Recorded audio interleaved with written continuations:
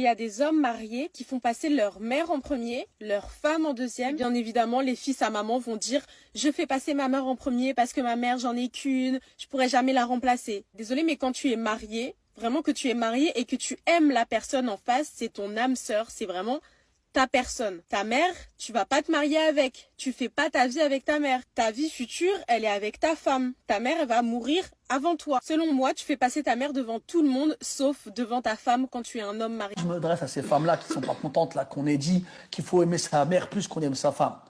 Même si on a précisé que c'est pas le même amour, d'accord?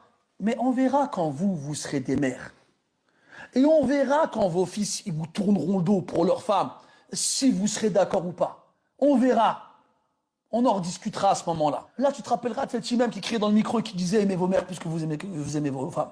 Wallahi, que même si la première chose que l'on fait quand tu sors de son ventre, c'est couper le cordon ombilical, wallahi, que ce cordon-là, il se coupe jamais. Que tu le veuilles ou non, tu seras toujours lié à ta mère. Une mère, on divorce pas avec elle. Une mère, on peut pas rembourser les coups qu'on lui a mis dans son ventre. Une mère, on peut pas rembourser les nuits blanches qu'elle a passées à s'occuper de nous. Une mère, on peut pas rembourser ces années qu'elle a passées à nous éduquer. Comme l'a dit Cheikh Soufiane Abou Ayoub, hafidhahullah, l'amour qu'un homme a vis-à-vis de sa mère et l'amour qu'il a vis-à-vis de sa femme, ce n'est pas le même amour. Maintenant, oui, l'amour que l'on a vis-à-vis de nos mères sera toujours supérieur et plus élevé qu'à celui qu'on a vis-à-vis de nos épouses. Maintenant, ce n'est pas parce qu'on dit ça que nos épouses, on ne doit pas les aimer et qu'on ne doit pas être bienveillant avec elles et qu'on ne doit pas être excellent. Comme le prophète alayhi salam nous dit d'ailleurs dans le hadith que le meilleur d'entre nous est le meilleur avec son épouse.